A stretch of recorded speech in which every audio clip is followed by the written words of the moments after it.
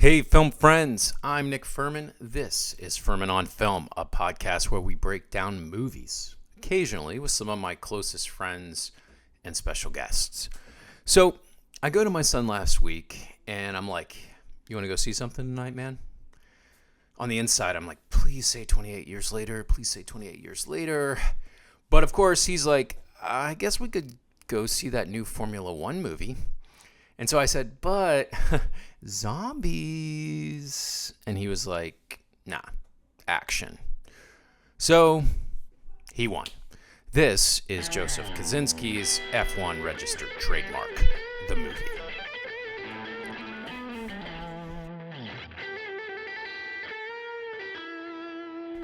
Okay, so did you hear what I just said? I mean, that's the first thing you really need to know about this movie. That they are asking critics to call this F1 registered trademark, the movie. How mellifluous. So this is corporate synergy at its very best, guys. This is Apple pumping money into finally a theatrical release, meets big Hollywood studio, pretty people on an insane budget, Apple AirPods making appearances. It's all right here. So I was already hesitant because of this. Not that all big budget movies are bad. Some tentpoles are great. But I was already hesitant walking into this. Then I'm going to add to that this very true confession of myself here. My utter and complete lack of interest in auto racing. I'm just being real. Like I don't get it at all. I never have. I don't get rich dudes with big cars going vroom vroom. I think it all just feels a little bit like sort of self-masturbatory for the fragile male ego. I like like a glamorized, because I mean F1 is like the poshy version of NASCAR, right? Like it's all about style and suits and whining and dining and glad handing and all those sorts of things. So it just felt like a sort of posh version of hanging balls on the back of a redneck's truck to me. Just being real, which is completely unfair, especially coming from a guy who religiously watches a sport where they put on helmets and hit each other so hard that they literally cause CTE. So color me hypocritical, but I say that. I mean, I just have a memory of watching or hearing a NASCAR racer or announcer just excitedly saying, like, oh, around that turn, like all the turns and all this sort of stuff. And then it cuts to the actual racetrack and it's just dudes like turning freaking left for like 3 hours. It's just not my thing. Anyway, but I say that because of this fact. Despite all of my own predilections, not towards this thing, I quite enjoyed myself. I thought it was really good, despite the corporate synergy and all of the prettiness on screen and really just taking like this sort of Apple TV program visual aesthetic where you're like watching morning show or I don't know, Presumed Innocent, and you're just sitting there going, how much did they spend per episode? Like each episode looks like a movie, right? So here you got this massive inflated budget, but what they did was they made a movie that I think if you love F1... Oh, by the way, I understand that NASCAR and F1 are two totally different things. Okay, so before you at me, I understand the different cars, teammates, whole teams, incredibly made machines, all of it. I get it. I guess I get the draw. It's just not something I particularly feel. But this one, I think they made a movie that if you're an insider and love it, you'll be like, oh, that's Max Verstappen or whatever his name is, or that's that dude from that F1 documentary, or excuse me, from that Netflix documentary. And if you're new, there's enough to kind of keep you engaged and in there and to teach you kind of the ins and outs as you go along. So I think it passes in that regard. One other thing I want to say by way of introduction. I just want you to journey back with me to 1986 because I think there's a pretty remarkable thing here. In 1986, Tony Scott makes Top Gun.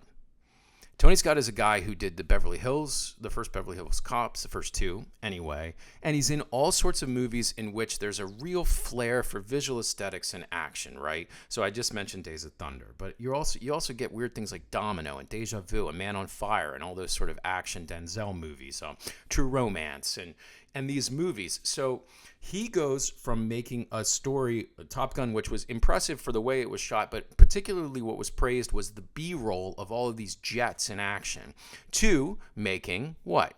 An auto racing film called Days of Thunder, starring also Tom Cruise. So, and by the way, Nicole Kidman as a 20-something neurosurgeon who looks like Nicole Kidman, because don't all neuroscientists look like that?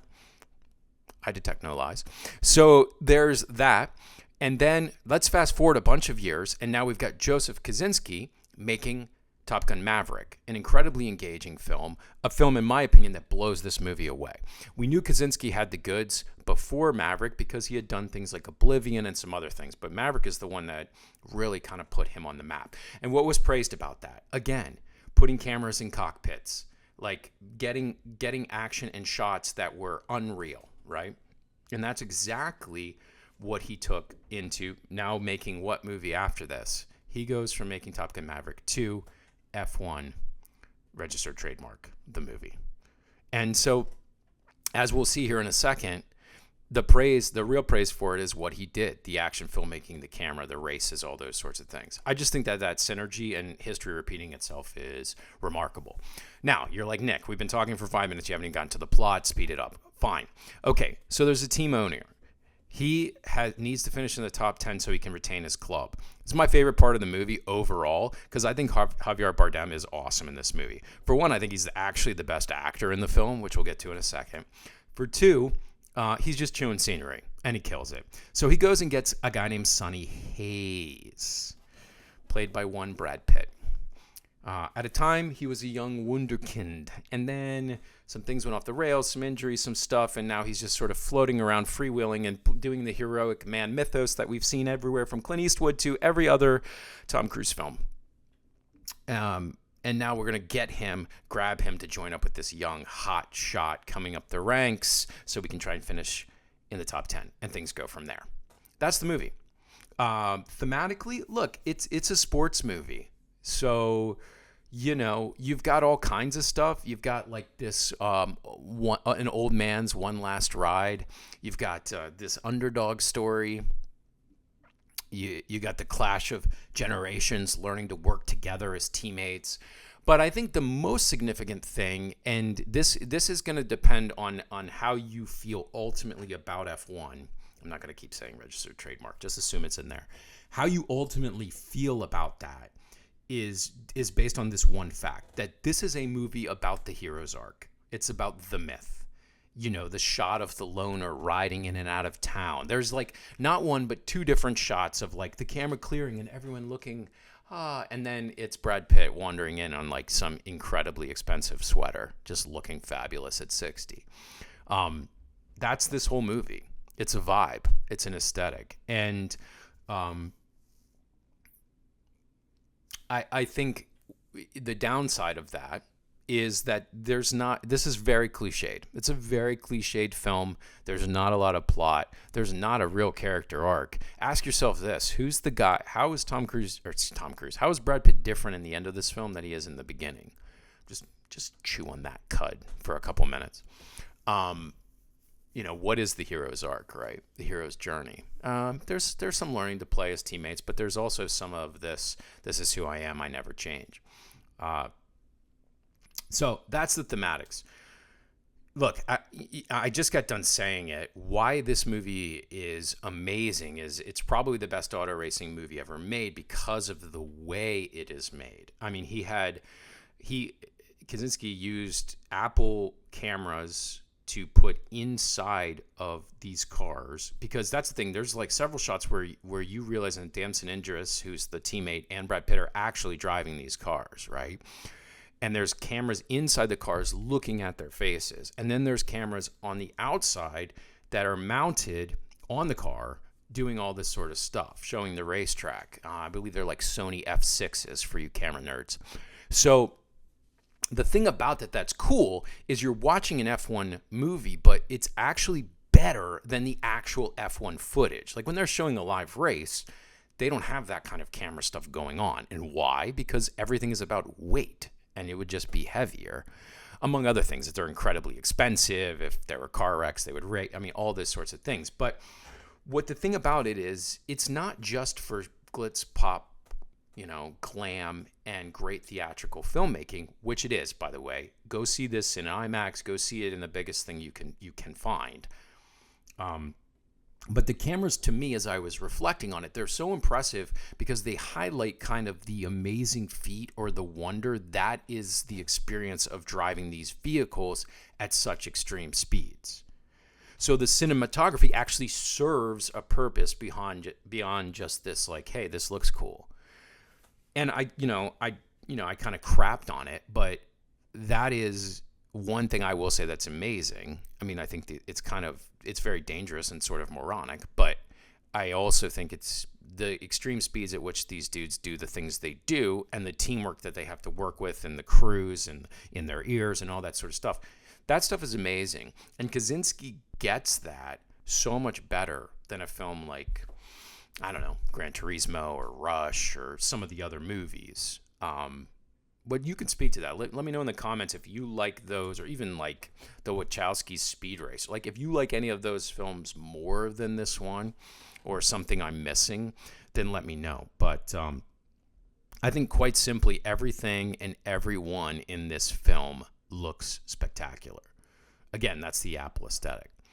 And I do think some of the performances are terrific. Like Kerry Condon, I say to my friends, I think in 5 years, we're going to look back on Kerry Condon's performance in Banshees of Inisherin and be like, that was like freaking Streep level, like among the decades, the century's best performance. She's so solid here.